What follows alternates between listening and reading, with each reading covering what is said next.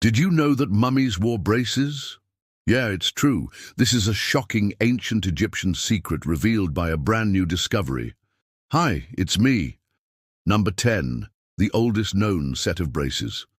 Recently, an international team of dental experts made a surprising discovery while scanning the mummy of a teenage girl who lived in ancient Egypt around 300 years ago. What they found shocked them. They found that she had braces on her teeth, making this the oldest known set of braces ever found. The girl's mummy is named Kate, and she was only 14 years old when she died. Her remains were discovered in the Egyptian city of Alexandria in 1926. But it wasn't until recently that researchers got to work scanning her with modern technology. Researchers used a special CT scan to peer inside the mummy without even opening it up. They discovered something very interesting. She had metal bands on her teeth, kind of like braces or a retainer. The metal bands had been holding her jaw in place, keeping her bottom teeth locked into her upper teeth. But how could this be possible? How did ancient Egyptians have braces 300 years ago? Nobody knows for sure. But researchers believe it might have been done for a number of reasons.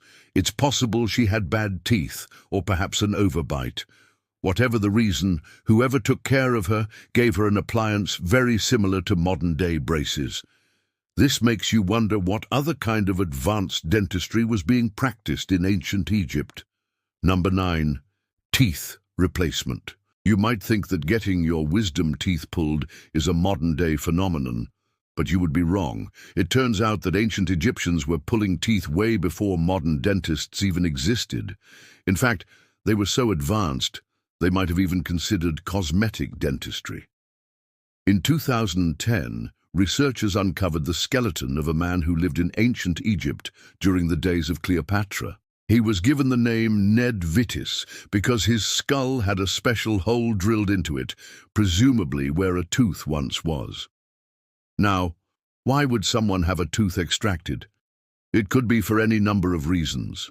Perhaps the tooth was causing him pain, or maybe it was cracked or decayed, or perhaps he wanted to make himself more attractive. The ancient Egyptians believed that having perfect teeth made you more attractive, and if one of their teeth was not perfect, they would have it removed.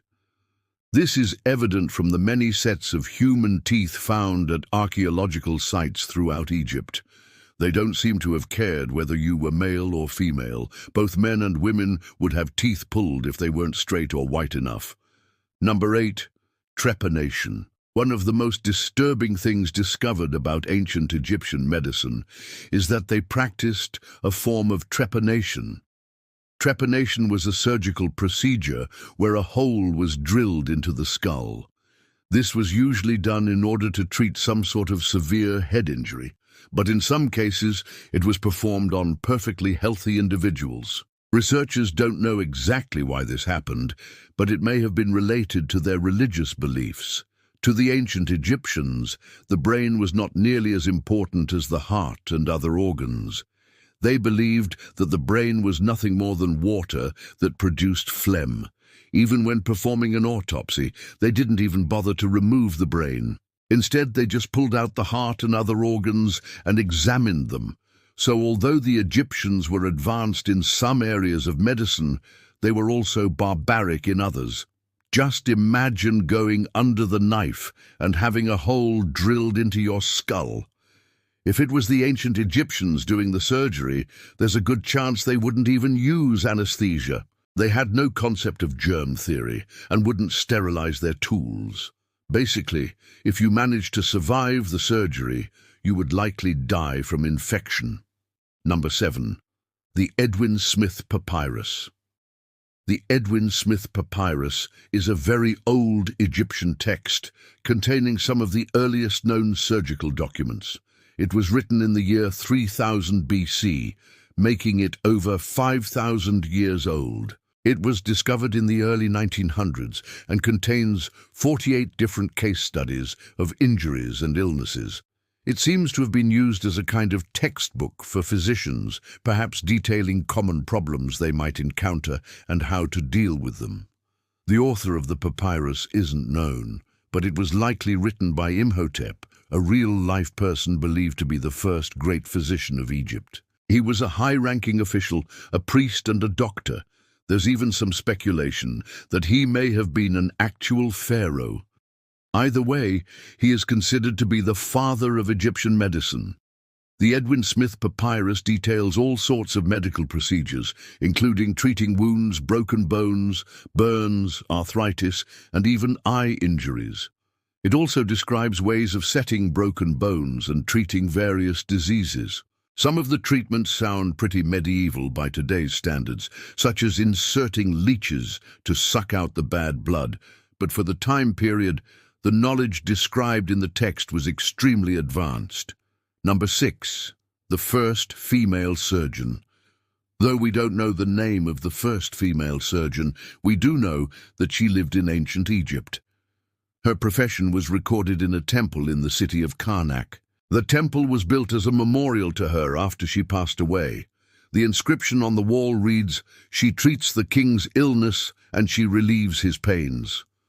It goes on to say, "There is no male or female nurse like her."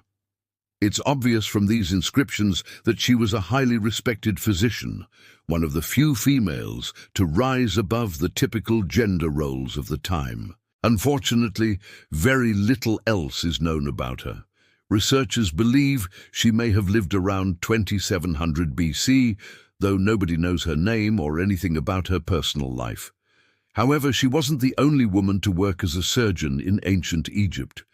Researchers have uncovered plenty of evidence suggesting that female surgeons were fairly common. They were able to work as independent contractors, even though society was very much a male-dominated one. Women were typically only allowed to work as doctors if they were the wife or daughter of a pharaoh, but there were some exceptions. What do you think of these ancient Egyptian secrets? Let us know in the comments below, and don't forget to subscribe if you haven't already.